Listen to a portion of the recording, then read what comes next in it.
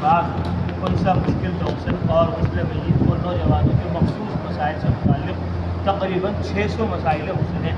کتاب کی ترتیب میں اس کا خیال رکھا گیا ہے کہ جن ماؤں بہنوں اور نوجوانوں کو غسل کے مخصوص مسائل معلوم کرنے کو شرم و حیا محسوس ہوتی ہے وہ بھی اس کتاب سے خاص طور پر استفادہ کر سکیں۔ چونکہ کتاب غسل سے متعلق ہے، اس لیے غسل میت کے مسائل بھی یہاں پر درج کر دیے گئے ہیں۔ احباب و محسن حضرات اپنے بیش بہا مشوروں کے ساتھ ساتھ دعا بھی فرماتے رہیں کہ اللہ تعالیٰ صحت و عافیت کے ساتھ دینی خدمت دیتا رہے اور قبول بھی فرماتا رہے، آمین۔ اور یکم شعبان 1418 ہجری مطابق 2 دسمبر 1997 تقریر حضرت مولانا مفتی نظام الدین صاحب دامت برکاتہ صدر مفتی دارالعلوم الحمد للہ رب العالمین والصلاة والسلام على خیر خلقه وخاتم النبیین محمد صلی اللہ علیہ وسلم وعلى آلہ واصحابہ وعلى من تبعهم بالصدق الى قیام القیامة اجمعین۔ وبعد پیش نظر کتاب مرتبہ حضرت مولانا محمد رفعت صاحب قاسمی استاد دارالعلوم چیزہ مقامات سے لکھا ماشاءاللہ اچھا مجموعہ ہے۔ بعض جگہ احمد کو کچھ تردد ہوا ظاہر کر دیا اور حضرت مولانا موصوف نے اس کی درستگی کی درخواست کو قبول بھی فرما لیا، اس لیے قوی امید ہے کہ یہ کتاب بھی حضرت مولانا موصوف کی سابقہ کاوشوں کی طرح مقبول عوام و خاص ہوگی۔ اس کے لیے دل سے دعا بھی کرتا ہوں کہ اللہ تعالیٰ قبول فرمائے، آمین۔ فقط السلام الدین اور رفاع 28 نجب 1418 ہجری۔ ارشاد گرامی قدر حضرت مولانا مفتی محمد ظفیر الدین صاحب دامت برکاتہ منفی فتاوی دارالعلوم و مفتی دارالعلوم دیوبند الحمدللہ وکفیٰ وسلام علی عبادہ الذین اصطفیٰ اما بعد۔ قاری محمد رفعت صاحب دیدہ مجدوح استاد دارالعلوم دیوبند کی تعریف کرتا بہت سی کتابیں شائع ہوकर مقبول و خاص و عام ہو چکی ہیں، اور یہ ساری کتابیں فقہی مسائل پر مشتمل ہیں اور فقہ و فتاوی کی کتابوں کے حوالے سے لکھی گئی ہیں۔ دیندار مسلمانوں کو ان کتابوں سے بڑا فائدہ پہنچ رہا ہے، وہ شب و روز کی زندگی کے بہت سے مسائل کے حافظ ہو گئے ہیں۔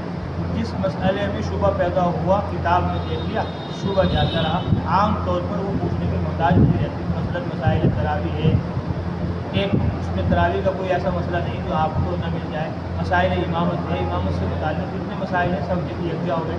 اس وقت پیش نظر موصوف کی نئی کتاب مسائل غسل ہے، اس میں غسل کے تمام ضروری مسائل یکجا جمع کر دیے گئے۔ وہ یہ بھی بتایا گیا کہ غسل واجب کیا ہے، غسل سنت کیا ہے اور مستحب غسل کس طرح ہے، حیض جنابت حیض نفاس غسل جنازہ غسل جناب غسل عباد سب کا بیان الگ الگ آ گیا ہے۔ ضمنی طور پر ایسے پوشیدہ مسائل اس کتاب میں آ گئے ہیں جو عام طور پر اردو کتابوں میں آپ کو نہیں ملیں گے۔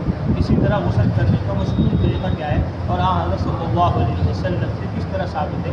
مختصر یہ کہ ماشاءاللہ یہ کتاب غسل و پاکی کے تمام مسائل پر حاوی ہے اور دیندار مسلمانوں کی بہت کام کی ہے۔ اللہ تعالیٰ قاری صاحب کی تمام خدمات کو قبول فرمائے۔ وہ جو اس سلسلے میں کر رہے ہیں خدا کہ یہ سلسلہ برابر قائم ہے اور لوگ مستفید ہوتے ہیں، آمین۔ تعلیم دعا احمد محمد ظفیر الدین 18 ہجری تقریر فقیہ النفس حضرت مولانا مفتی سعید احمد صاحب مدنی العالی پالنپوری مجلس کبیر دارالعلوم بسم اللہ الرحمن الرحیم۔